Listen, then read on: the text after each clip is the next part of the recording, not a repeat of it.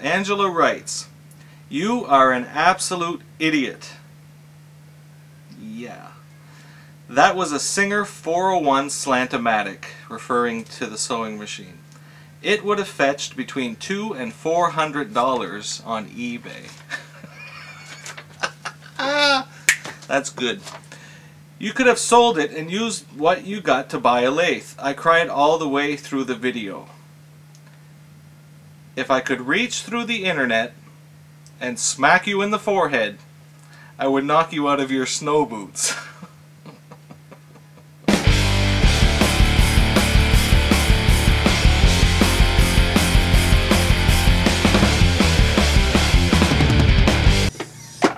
We got a snow day, we got a snow day. Hey, before we get going, this week I was starting to lose everything on my workbench. I lost the remote for my camera for about 5 days.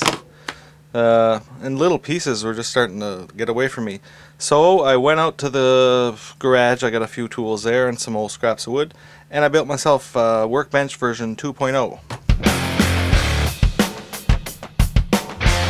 Just the lay of the land in the man cave. Yeah.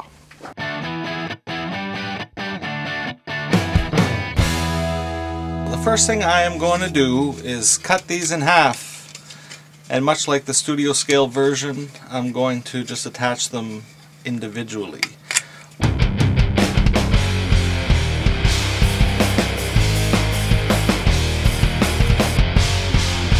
Now I really want to do the like the sandwich wing thing. So what I'm going to do is just take that built-in thing on the back there, that hose pipe that runs on the back, carve that right off, and yeah, then build this up so that it's thicker. Put some detail inside, fix that little kink. Should be fun. Should be. So that's what we got. So far I've just started to resize this to make it accurate. That's going to glue up pretty good, and we can get going with some of the guts inside the wing.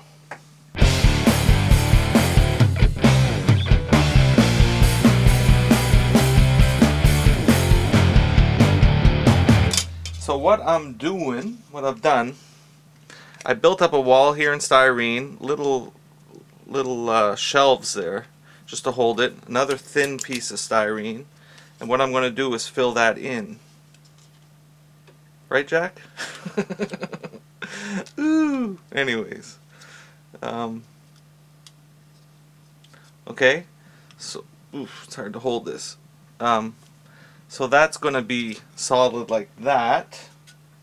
I've also went on the top of the wing and shaved off the little tiny thing that... There's that little... Okay, I've taken that off.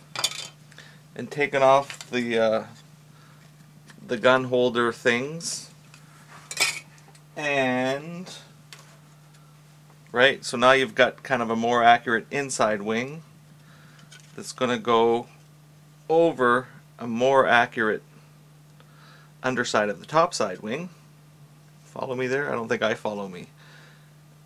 So now it's just going to be to get that sandwich effect. So I'm going to build up the edge with styrene strips just to thicken the wall, and also the inside of these, because like you can see here, it's not showing through to the inside. Then I've got some little channel stuff and some of the little T's, and I'm gonna go and raid the 172. I'm gonna go raid the 172 armor collection that I've got there. Like I said earlier, I've got about 10 tanks that I bought just for this type of thing.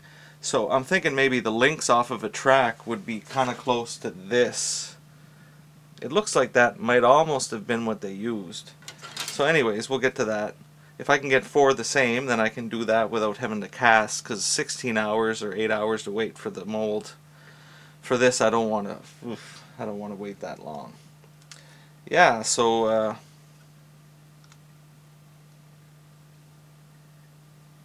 no, that was the end of my thought. So I've added a little bit of that Bondo onto here, probably too much, but I'll sand it down. I've also got some Mr. Surfacer to try out, and I happen to have some Tamiya extra thin cement for the first time, which is working out really great. The little paintbrush on the end there, that's wicked. And a few more items, some squadron sticks and stuff, which all came from Elm City Hobbies near Fredericton, and a fella by the name of Scott runs that. And well, check this out.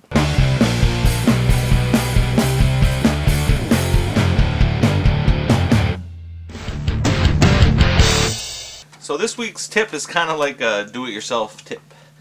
I'm cutting some styrene sheets like this, and I'm trying to get it square, so I'm thinking I should probably get myself a square. Now I went down to the local handy-dandy hardware store, and you can spend, I don't know, too much money for one.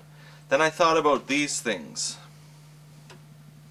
These are called flat corner braces, a 6-inch flat corner brace. It's called Sporote para Esquina Plano. Yeah, okay.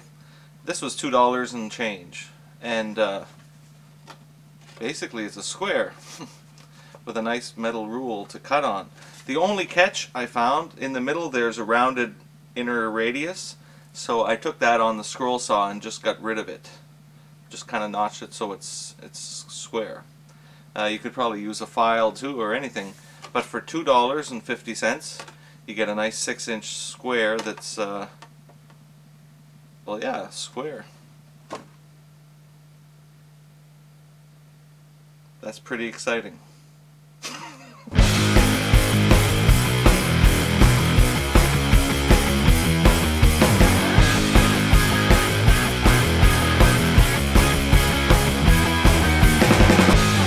Okay, so there's the wing inside, that one inside, that goes together. You're left with a channel down the end for that pipe. You're left with a little bit of a channel on the end, and that's going to have like a fin that goes into it. The inside's going to get some detail stuff, and that's it. Simple as that. You get sandwich wings. So after a little bit of nicking around there, that's what I've come up with for the wings so far.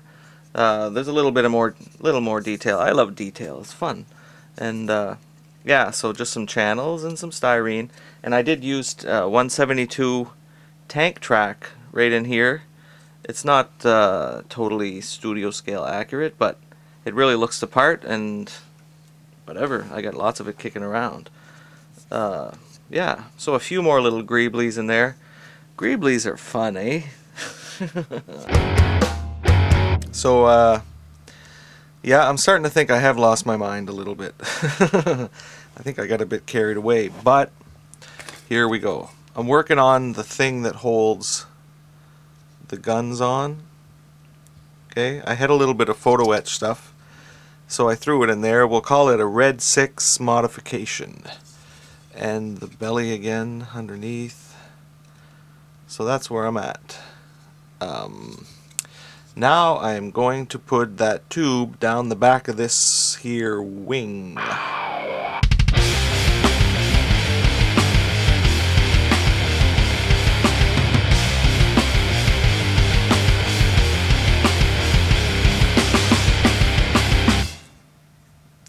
So there it is, a la peanut butter sandwich wings. I know all of this little detail is hard to see with video, so here's some still shots.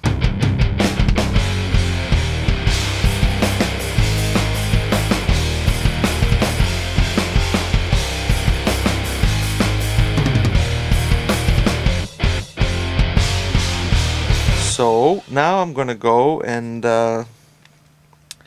take a break.